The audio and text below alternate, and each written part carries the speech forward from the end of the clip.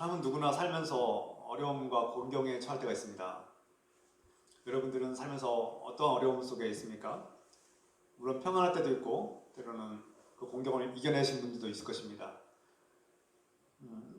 우리가 이 현실을 살아갈 때 세상은 때로 냉정하고 또 어둡고 우리가 기대한 만큼 정의롭지 않을 때가 많습니다. 많은 사람들은 일을 하면서 정당한 보상을 받지 못해서 실망하거나 여러 가지 고통과 괴로움을 겪기도 합니다. 우리가 원치 않는 환란이 닥칠 때 이미 그것을 이겨내신 분들은 어떻게 이겨내셨습니까? 그 환란을 이겨내는 힘은 무엇입니까? 또 환란 가운데 있다면 우리 그리스도인들은, 하나님의 자녀들은 어떻게 그 고난을 이겨내야 합니까? 어두운 현실 속에서 우리가 어떻게 하나님께 주신 기쁨을 다시금 회복하고 그 기쁨 속에 살 수 있습니까? 이것은 그리스도인에게 매우 중대한 질문입니다. 오늘 본문에서 사도 바울은 로마에 살고 있는 교인들에게, 그리스도인들에게 하나님께서 주신 기쁨을 잃지 말라고, 어떤 환난과 고난이 닥칠지라도 인내하고 이겨내라고 말씀하고 있습니다.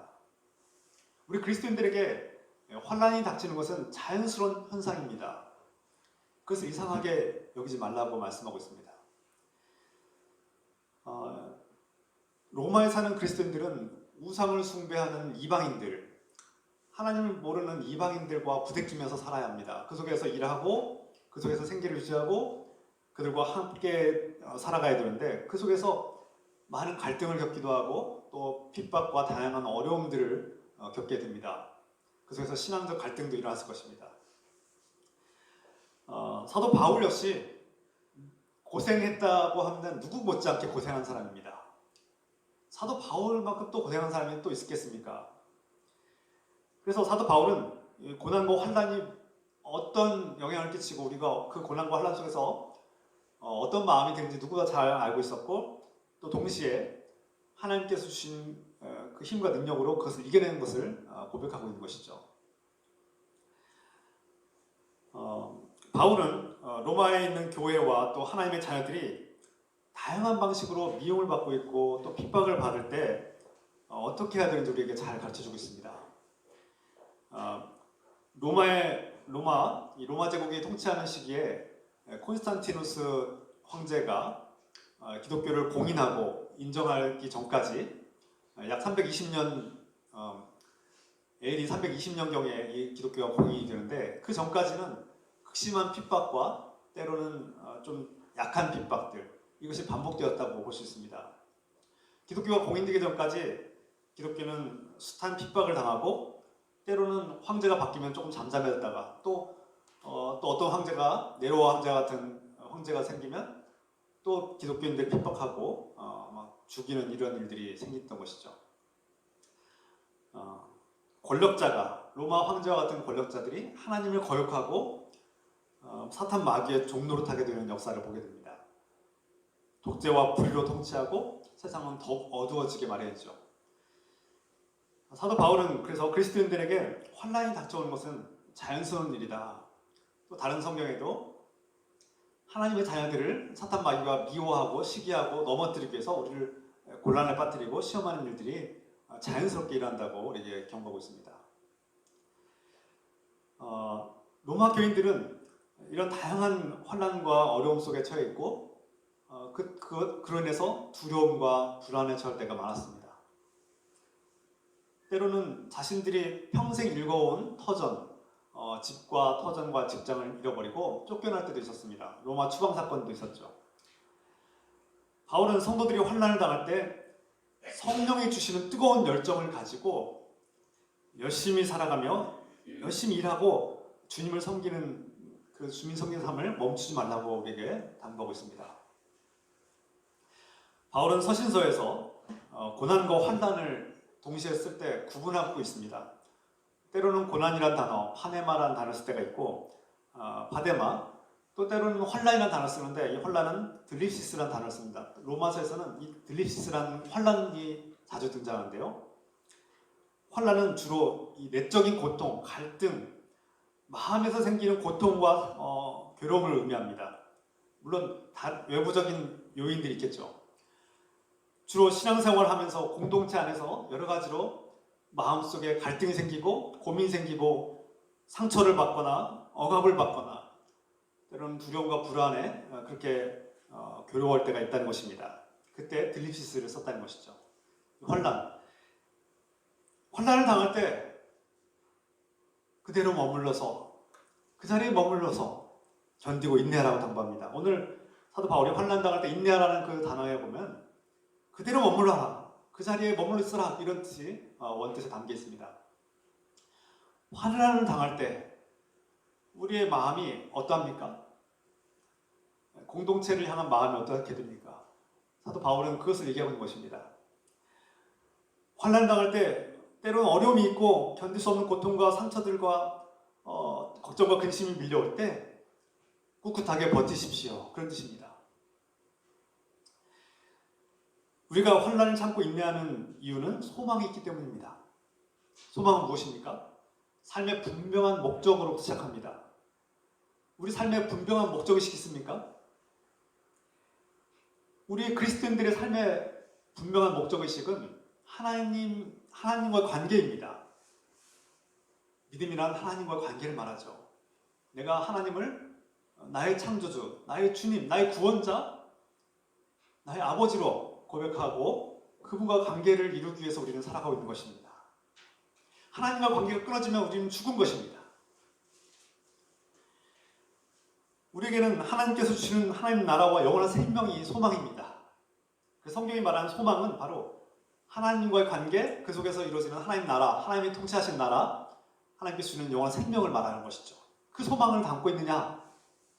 이 소망을 가진 사람들은 어떤 환난과 고난이 있을지라도 참을 수 있다는 겁니다. 인내할 수 있다는 것입니다.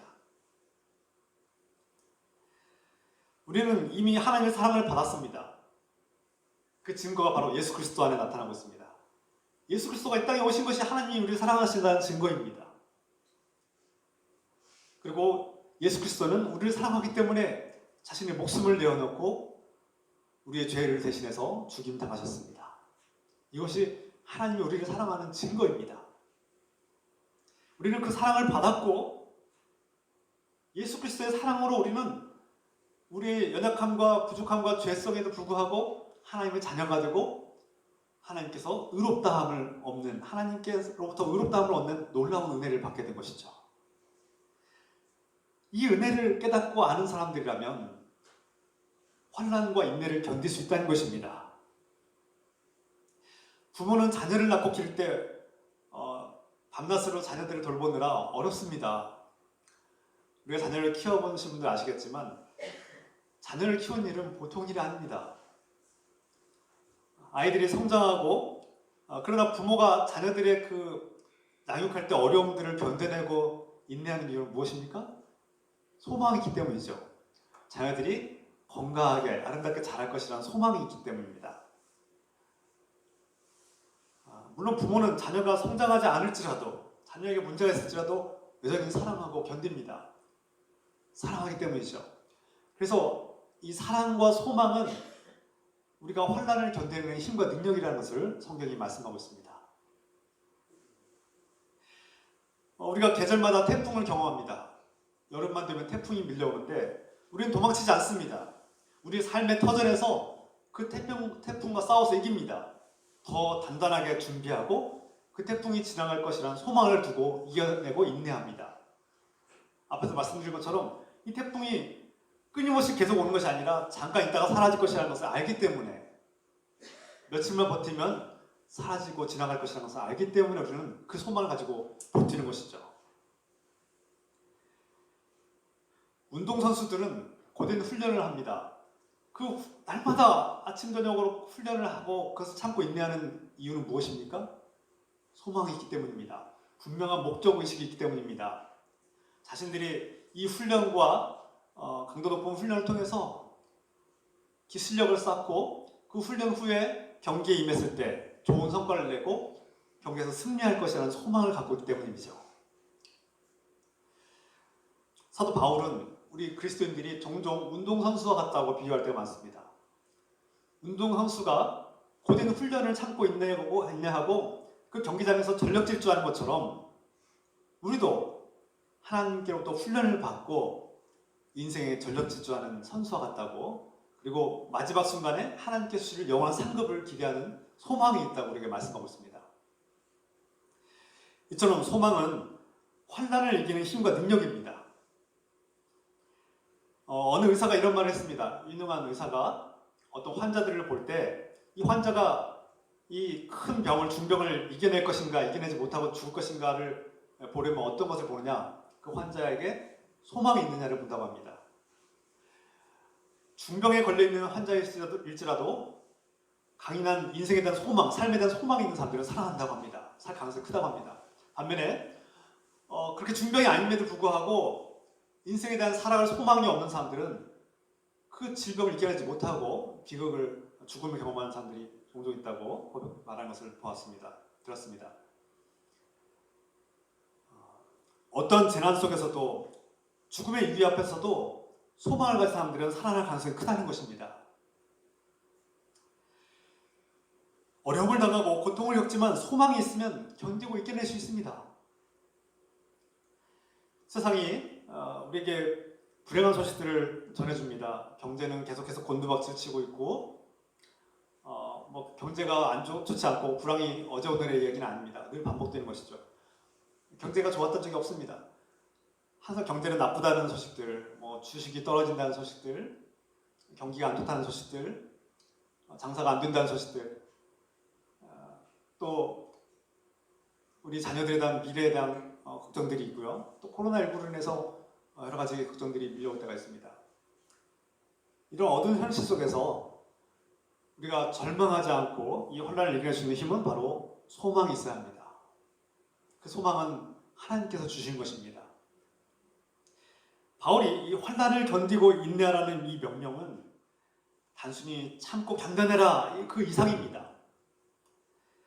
환난 속에 하나님의 뜻이 있다는 것입니다. 이 환난과 고통을 통해서 하나님은 우리를 연단하시고 훈련하신다는 사실입니다. 환난을 통해서 우리는 훈련을 받고 있고 튼튼하게 단련을 받고 더 강하고 새로운 존재로 거듭나야 합니다. 이것이 환난의 목적이라고 성경은 말씀하고 있습니다. 하나님은 자녀들을 잘 아시기 때문에 우리에게 필요한 훈련을 하실 때 우리가 감당할 만큼만 훈련하십니다. 감당할 고난만 주신다고 하셨습니다. 코치가 운동선수들을 훈련시킬 때 그 선수의 체력과 그 선수의 약점과 그 선수의 건강 상태를 정확하게 체크하고 점검하고 훈련을 시킵니다.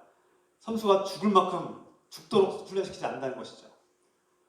마찬가지로 하나님께서도 우리가 훈련을 받을 때 견딜 만큼만 허락하신다는 것입니다. 만약 내가 정말 견딜 수 없을 만큼 강하고 고된 고난이 우리에게 임한다면 하나님께서 우리를 새로운 존재로 거듭나게 하기 위해서, 이전과 다른 삶을 살게 하기 위한 하나님의 계획이 아닐까요? 환난은 우리를 튼튼하게 또 강하게 단련하고 소망을 이루게 만듭니다. 바울은 이 말씀을 여러 번 강조합니다. 로마서 5장 3절에서 4절 말씀입니다. 다만 이뿐 아니라 우리가 환난 중에도 즐거워하나니 이는 환난은 인내를, 인내는 연단은 소망을 이루는 줄 알미로다. 우리가 환난을 당하는 것은 어쩌면 당연한 것으로 여겨지고 있습니다. 환난을 당할 때 우리는 즐거워할 수 있다는 것입니다. 기쁨을 유지할 수 있다는 것입니다.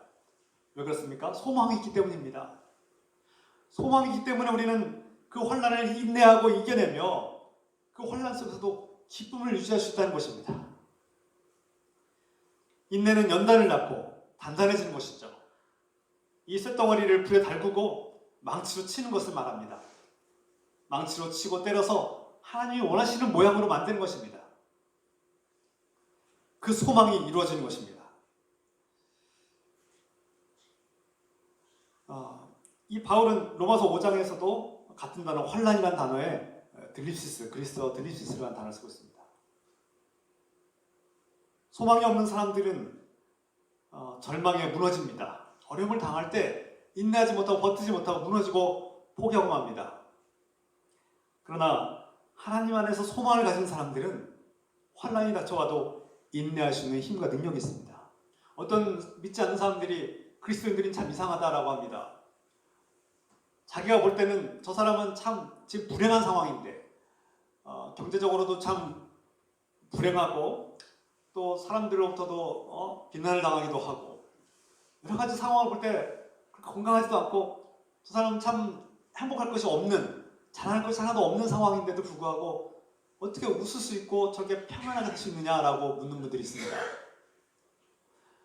그 중에 저도 포함될 때가 있습니다. 왜 당신은 그렇게 평안하냐? 어떻게 이렇게 세상 걱정 근심 없이 평안하게 사느냐라고 질문할 때가 있습니다.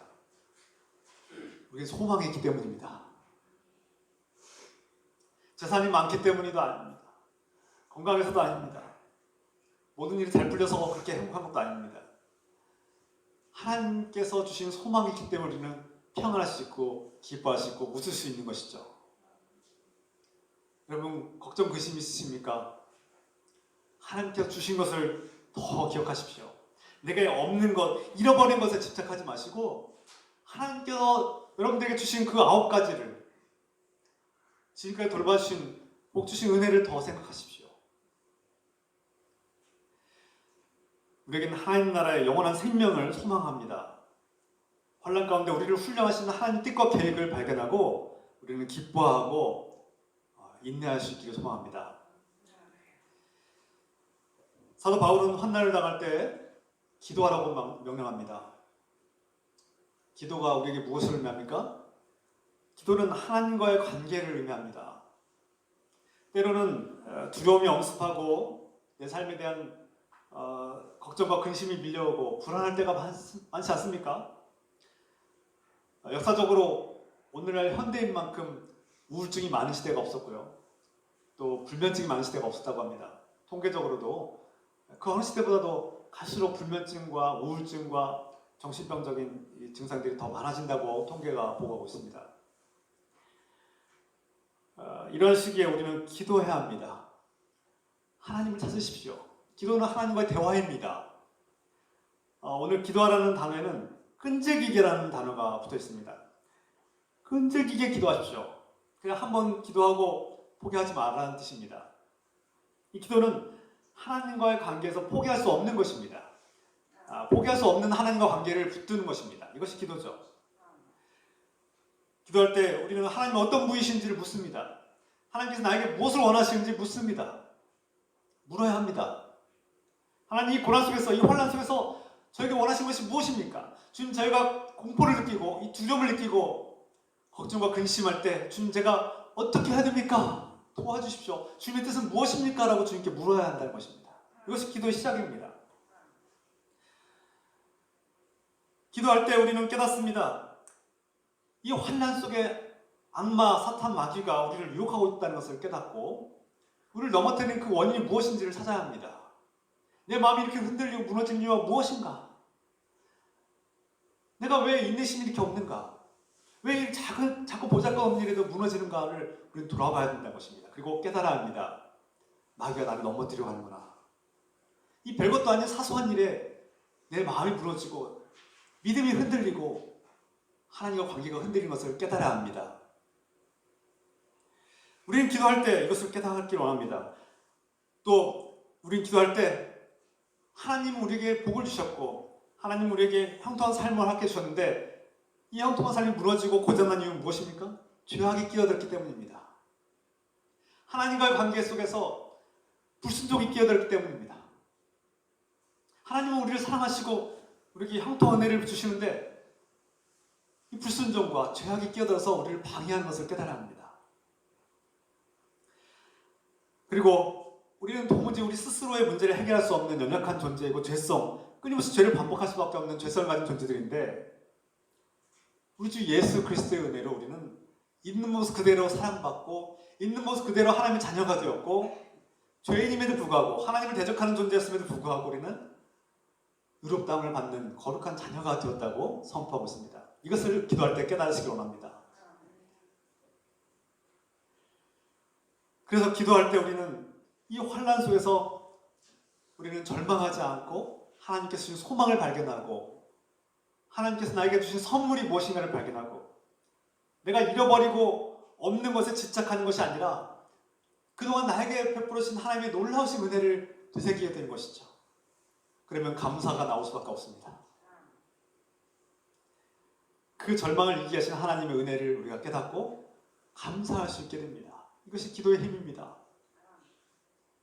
나에게 없는 것에 대한 걱정과 근심과 두려움 속에 불안에 떨던 우리에게 하나님께서는 이미 모든 것을 주셨고 우리를 사랑하시고 우리가 이미 충분하다고 말씀하신 것이죠. 기도할 때 내가 무엇을 욕망하고 있고 무엇 때문에 분노하고 내가 무엇 때문에 절망하는가, 나를 넘어뜨리고 나를 절망하게 만드는 그 우상과 절대적인 요인은 무엇인가? 하나님 앞에 나아가지 못하게 만들고 하나님을 기뻐하고 사랑하지 못하게 만드는 그 우상은 무엇인가를 깨달아야 합니다. 그리고 주님의 도움을 받아서, 성령의 도움을 받아서 그 우상을 깨뜨리고 찍어버려야 됩니다. 이것이 기도하는 시간에 이루어져야 되는 놀라운 기적들입니다. 단순히 기도는 그냥 이것 달라, 저것 달라, 저것도 주고 저것도 주고 많이 주십시오라고 기도하고 끝나는 것이 아닙니다. 이것을 나열하고 끝나는 것이 기도가 아닙니다. 기도는 우리가 십자가에 우리 자신을 내어놓고 그 십자가를, 주님께서 주시는 십자가를 짊어지는 시간이고, 불 속에 들어가서 불덩어리 같이 빨갛게 달아오르는 쇳덩이 같이 되고 또 망치질을 당하는 시간이 되는 것입니다. 그래서 기도가 어려운 것이죠. 잠깐 앉아서 자기가 달라고 하는 목록들을 하나님께 아뢰고 끝나는 것이 기도가 아니라 단련을 받고 기도가 끝났을 때는 새로운 마음으로 다시금 거듭나는 것입니다. 그래서 하나님과 대화를 하고 올바른 기도를 하려면 진땀이 빠질 때가 있죠.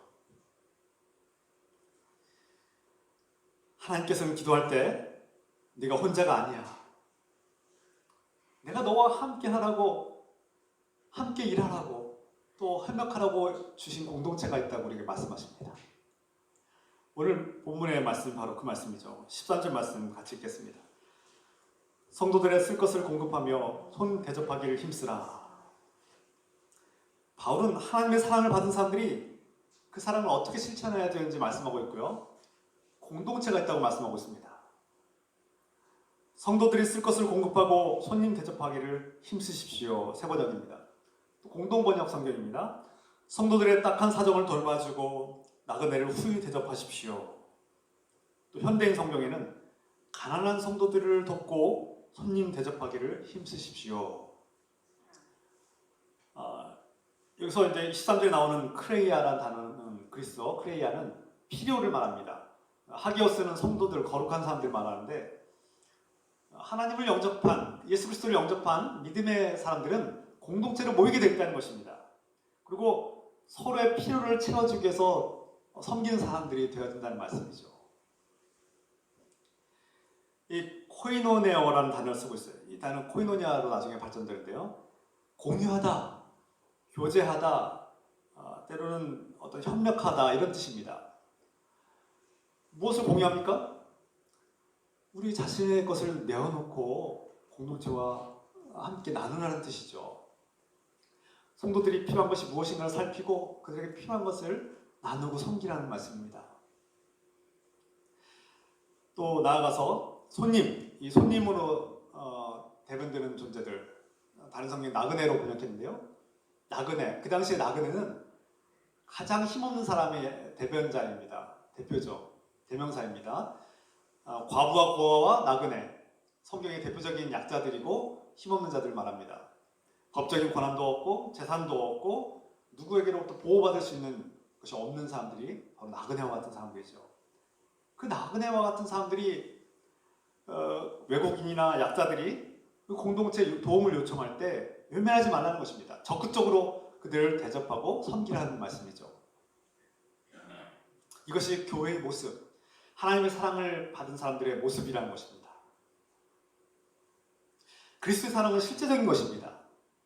하나님의 사랑은 내가 일주일에 한 번 잠깐 와서 예배드리고 끝나는 것이 아닙니다. 그 사랑은 실제적으로 우리 삶에 보이는 현실로 나타나야 되는 사랑입니다. 관념이나 어떤 이론이나 사상에 그치지 않습니다. 내가 머릿속으로 예수 그리스도를 믿습니다. 나는 예수 그리스도 옆에 구원 받았습니다라고 확신하고 그것으로 끝나는 것이 아니라는 것입니다. 이 사랑은, 그리스도의 사랑은 반드시 형제 자매들에게 나타나야 되고 공동체에 나타나고 또 공동체 밖에 있는 나그네와 같은 외부인들에게도 나타나야 된다는 사실을 말씀하고 있는 것이죠.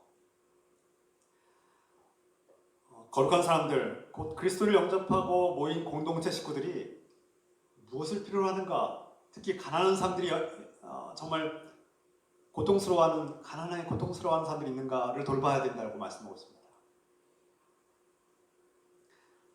우리 그리스도인들은 실제적인 사랑을 나눌 줄 알아야 합니다.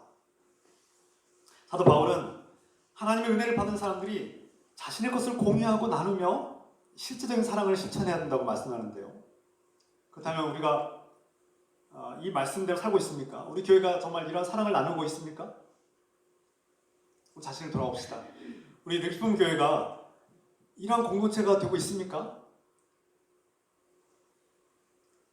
우리 교회에서 사랑받지 못한다고 느끼고 관심받지 못한다고 느끼고 우리가 관계에 소홀히 함으로써 우리가 사랑받지 못하고 느끼고 소외당한다고 느낀 사람들이 많지 않았습니까?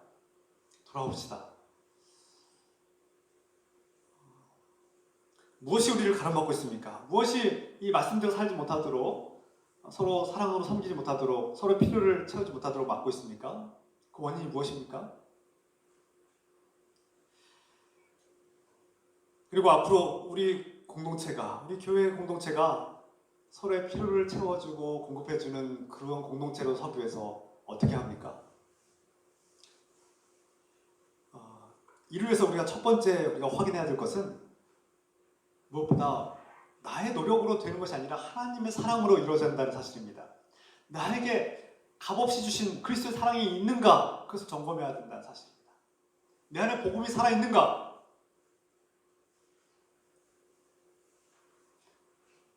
나아가서 그리스도의 사랑을 아는 것에 그치지 않고 실제적으로 실천하고 있는가를 돌아봐야 합니다. 단순히 교회에 오는 것만으로 이루어지지 않습니다. 일주일에 한 번 잠깐 왔다 가는 것만으로 이런 공동체는 이루어지지 않습니다. 그리스도인들은 하나님을 믿는 공동체에 속하고 매주 정기적으로 모여서 예배드리기 힘쓰는, 그리고 예배에 참석할 뿐만 아니라 단단하게 관계를 맺어야 합니다. 성도랑 함께 예배하고 또 때로는 식사하고 대화를 나누고 삶을 나누고 교제해야 합니다. 코이노니아를 이루어하죠. 자신이 만난 하나님을 나누고 고백하고 서로 정말 필요한 것을 공급해주는 관계가 되어야 합니다. 어떤 사람에겐 양식이 필요할 수 있습니다. 어떤 사람에겐 거주할 공간, 어떤 사람에겐 교육의 기회, 의료의 혜택, 다양한 필요가 있을 수 있습니다. 나아가서 어떤 분들에겐 정말 외로움이 큰 문제일 수 있습니다. 이 외로움에 누군가 나의 친구가 되어줄 사람이 필요할 수도 있습니다. 많은 교인들이 교회를 찾지 못하고 방황할 때 어떤 분들이 호소하는 문제 중에 하나가 저는 친구가 없습니다. 그 교회를 내가 10년이 넘도록 다녔는데 친구가 없어요 라고 고백하시는 분들 볼 때 너무 가슴이 아파요. 그 교회가 작은 교회가 아니에요. 수백 명이 넘는 교회예요. 그럼에도 불구하고 1000명이 넘는 교회인데도 불구하고 난 그 교회에서 친구가 없어서 너무 외롭습니다 라고 고백하시는 분들이 있어요. 이게 규모의 문제가 아니에요. 규모가 아무리 크고 작으냐 문제가 아니에요. 아무리 큰 교회도 사람이 그렇게 많고 또래가 그렇게 많아도 친구가 없는 외로운 교인들이 많다는 거예요. 의외로. 그래서 저는 그 교회에서 너무 외롭습니다. 저 그 교회를 더 이상 그 교회에서 정말 신앙생활을 할 의지가 없습니다라고 고백하는 분들을 종종 만납니다. 그 교회가 우리 교회가 아닌가 돌아보면 정말 두렵습니다. 여러분 중에 정말 외롭습니다. 우리 교회 내가 오랫동안 다녔지만 수십 년을 다녔지만 정말 외롭습니다. 친구가 없습니다라고 고백하는 분들 계실까 봐 정말 두렵습니다.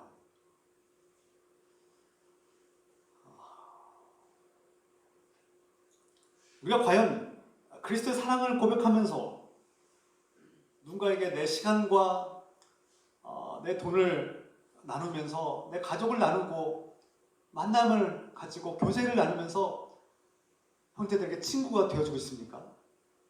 우리 교회에 정말 외로운 사람이 없습니까? 하나님의 사랑은 그냥 내가 관념적으로 생각 속에서만 믿습니다, 사랑합니다라고 고백하고 끝나는 것이 아니라고 말씀드립니다. 여러 번 말씀드렸습니다.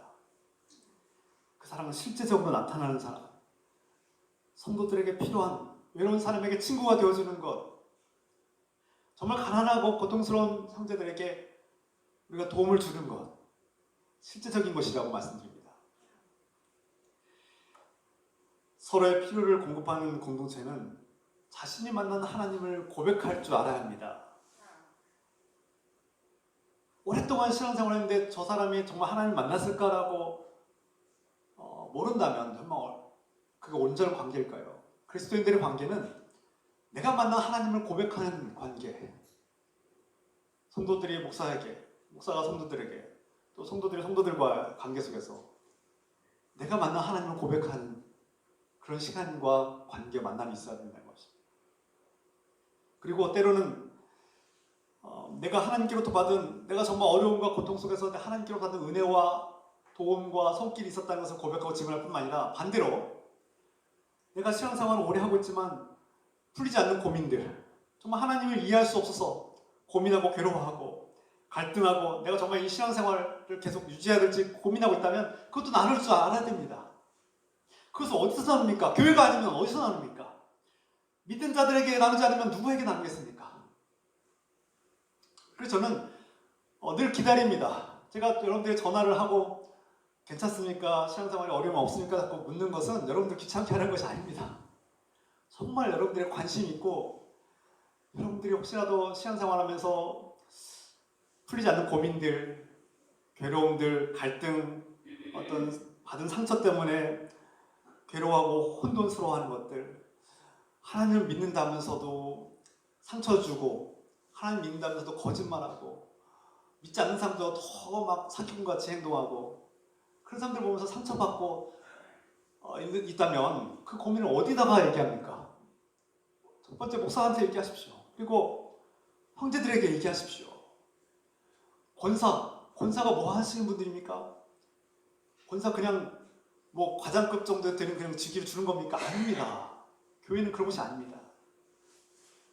교회의 돌봄을 가지고 그런 약한 성도들을 돌봐주고 권면하고 가르치고 위로하는 그 위치가 바로 권사의 직분 아닙니까? 그래서 만든 직분 아닙니까? 무슨 사장님, 부장님, 과장님 이게 뭐 그런 것입니까? 아닙니다. 교회는 결코 그런 유계질서를 만드는 곳이 아닙니다.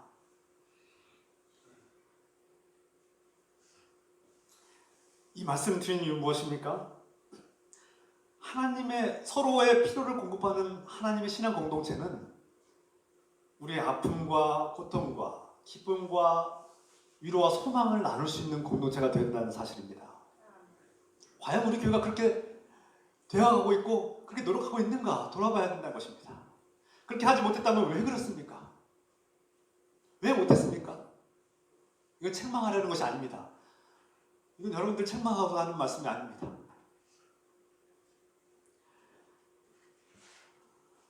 하나님께서 자녀들에게 특별한 선물을 주셨습니다. 환난이 닥쳐올 때 이겨낼 수 있는 힘과 능력을 주셨다는 것입니다. 그것이 바로 공동체입니다. 혼자 싸우지 말고 함께 싸우라고 우리에게 주신 공동체가 있다는 것입니다. 그래서 하나님을 믿는 거룩하고 진실하고 건강한 그리스도인들은 공동체를 그리워하고 공동체를 사랑하고 공동체 소속되기를 희망해야 마땅합니다. 코로나19로 인해서 온라인 예배를 부득불 어쩔 수 없이 온라인 예배를 드리시는 분들, 가정에서 직장에서 어쩔 수 없이 혼자 예배 드려야 되는 분들 이해합니다. 어쩔 수 없이 온라인 예배 드리시는 분들 괜찮습니다. 좋습니다. 그러나 건강한 그리스도인이 되려면, 우리 신앙이 성장하고 성숙하려면 하나님의 훈련의 공동체가 필요합니다. 우리는 공동체 안에서 훈련을 받고 공동체 안에서 사랑을 나누고 공동체 안에서 사랑하는 법을 배우고 공동체 안에서 상처를 받기도 하고 또 용서하는 법도 배우고 공동체 안에서 우리의 신앙은 더 강해지고 튼튼해지고 선해지는 것입니다.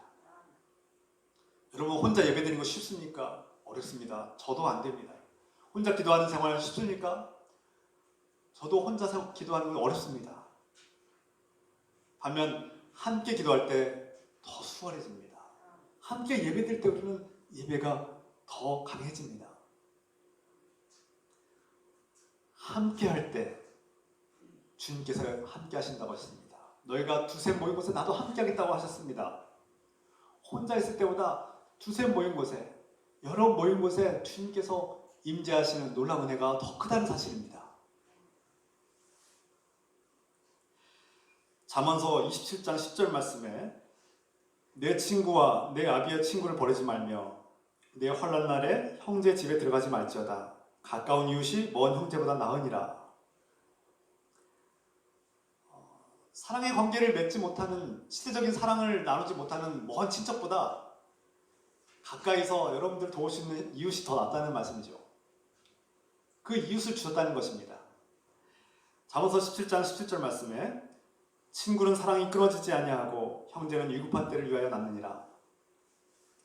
이 잠언서의 제자는 하나님께서 우리에게 가족과 형제자매와 이웃을 선물로 주셨다는 것입니다. 왜 그렇습니까? 위급한 때, 고난 때에, 환난 때에 여러분들을 돕기 위해서 존재한다고, 여러분들의 친구와 형제와 이웃이 존재한다는 것입니다. 우리는 혼자 사는 존재가 아니라는 것이죠. 공동체 속에 살아가는 존재들입니다. 환난을 당할 때 위급한 상황에 우리의 친구와 또 형제 자매와 가족과 이웃들이 우리에게 살아갈 용기와 힘을 주고 소망을 주는 존재들이 되어야 합니다. 물론 때로는 가족이 우리를 절망시킬 때가 있고 우리 이웃들이 우리를 냉랭하게 외면할 때도 있습니다. 그러나 우리 하나님을 믿고 하나님의 사랑을 받았고 구원의 소망을 가진 사람들은 서로의 필요를 외면하지 않고 그 필요를 공급하고 채워주는 사람들이 되어야 마땅합니다.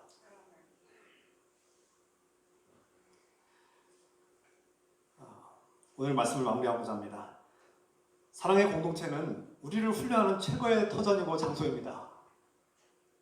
우리 그리스도인들의 신앙이 성장하고 성숙하려면 공동체가 있어야 합니다. 이 공동체는 마치 농작물이 자라는 땅과 옥토와 같은 곳입니다. 실제적인 사랑을 실천하고 공급하는 공동체는 서로의 고민을 나눌 수 있고 갈등과 괴로움을 나눌 수 있어야 합니다. 내가 만난 하나님을 고백할 수 있어야 합니다. 또 아직도 하나님 만나지 못했다면 그것을 토로하고 당신은 어떻게 하나님 만났느냐고 이런 대화가 통해야 합니다. 내가 새 가족들 중에 헌금에 대한 고민들, 또 목사님 설교를 듣고 오해하고 막 상처받고 괴로워하는 교인들이 있다면 가서 그 오해를 풀어줘야 되는 것이 바로 공동체의 역할입니다. 어디서 풀겠습니까?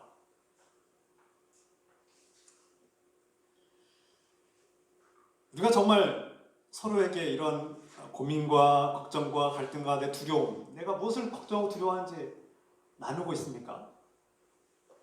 또 우리 교인들 중에 정말 경제적으로 정말 고통스러워하는 교인이 있는지 살펴보고 그들을 위해서 우리가 도울 수 있습니까? 우리의 가정과 우리의 돈과 시간과 재능을 나눌 용의가 있습니까? 그리스도께서 우리에게 물과 피를 다 쏟아 부어주셨는데 우리는 이 공동체, 주님께서 세우신 공동체에 무엇을 줄 수 있습니까?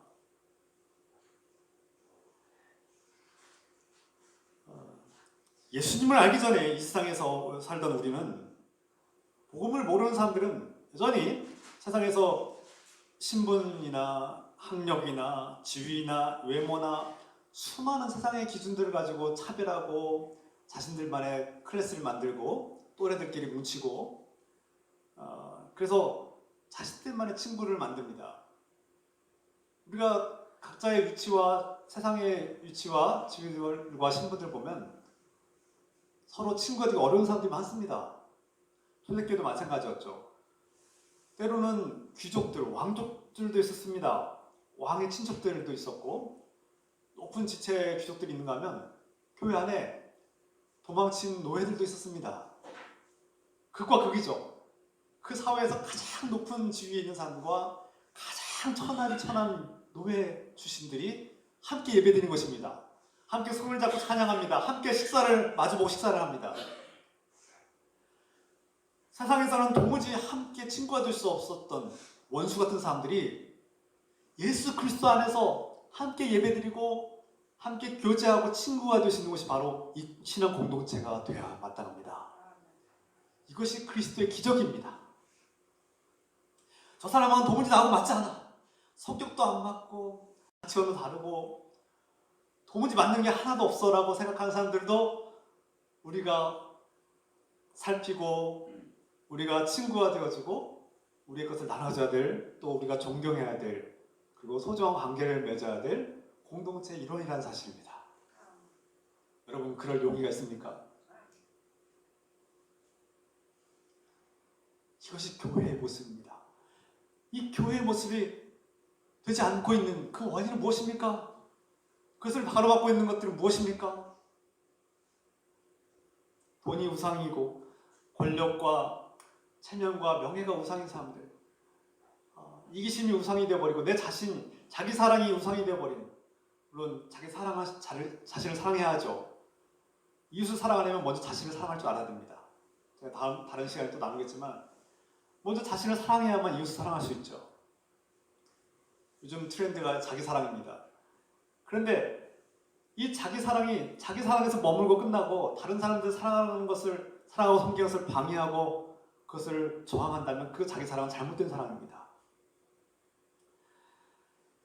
때로는 이 공동체가 나에게 상처를 주고 내가 원치 않는 일들을 위해서 내가 상처를 받을지라도 그 상처를 받는 내가 아직도 성숙하지 못했기 때문에, 내가 아직도 이기적이기 때문에, 아직도 자기 사랑이 더욱더 충만하기 때문에, 다른 사람들 존중할지 모르기 때문에 일어난 것은 아닐까요? 돌아봅시다. 그게 나의 문제인지 저 사람의 문제인지 기도합시다. 하나님, 제가 상처를 받았는데, 이 공동체에서 상처를 받았는데 목사의 문제입니까? 아니면 내 문제입니까? 아니면 저 형제가 나에게 상처를 주는데 저 형제가 정말 사탄 같은 사람입니까? 아니면 내 문제입니까? 물어보십시오. 주님께 물어보십시오. 내가 그로 인해서 도무지 정말 기쁨도 사라지고 감사도 사라지고 평화가 깨지고 정말 불안하고 두려움이 생깁니다. 어떻게 해야 됩니까? 하나님께 물어보십시오. 사도 바울처럼 기도하라고 말씀하시자. 기도하십시오. 저는 기도할 때마다 그것이 내 문제임을 깨닫습니다. 내가 욕심을 부렸구나. 내가 과했구나. 내 중심적으로 생각했구나. 그 사람을 좀 더 존중하지 못했고 이해하지 못했구나. 그분의 연약함을 내가 조금 더 인내하지 못했구나. 내가 조바심이 났구나. 저는 기도할 때마다 그래서 하나님께 주시는 깨달음을 얻고 겸손해집니다. 내가 할 수 있는 게 아니구나. 하나님이 하셔야 되겠구나. 그분들의 마음은 하나님의 것이구나. 하나님께 맡기게 됩니다. 그러면 놀라운 평화가 임합니다. 그렇게 걱정하고 불안한 마음이 사라집니다. 그리고 하나님께 주신 놀라운 소망과 평화가 생깁니다.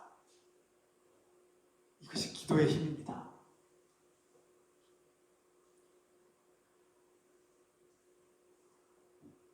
여러분, 우리의 사랑은 실제적인 사랑입니다. 우리의 사랑은 이 공동체 안에서 이루어져야 되고 표현되고 나타나야 되는 것입니다. 우리의 것을 나눠야 합니다. 또 이 사랑은 나그네와 같이 공동체에서 가장 약하고 보잘것없는 사람들에게 나누어져야 됩니다. 우리의 것을 공유해야 합니다. 또 우리의 이 공동체에 도움을 요청하는 사람들에게 관대하게 너그럽게 그들을 수용할 줄 아는 마음이 필요합니다. 이 사랑은 밖으로 나가야 되는 사랑입니다. 그러므로 하나님의 실제적인 사랑을 경험하고 이 신앙이 건강하게 자라나려면 반드시 공동체가 필요하다는 사실을 깨달아야 합니다. 여러분, 공동체를 소중하게 바라보시길 부탁드립니다. 어딜 가든지 나와 안 맞고 나와 맞지 않는 사람들, 나에게 상처 준 사람들이 이 세상에 존재하기 마련입니다. 그때마다 도망치시겠습니까? 아니면 그리스도의 사랑을 품고 단단하게 버티고 견디고 이겨내시겠습니까? 나아가서 그 상처를 주는 것이 과연 내가 연약하기 때문인지 아니면 그 사람의 문제인지를 두고 기도해 보시면 어떻겠습니까?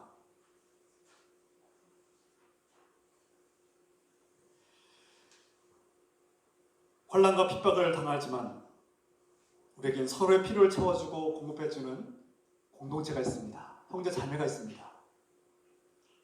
저와 여러분들이 이 환난을 이겨낼 수 있는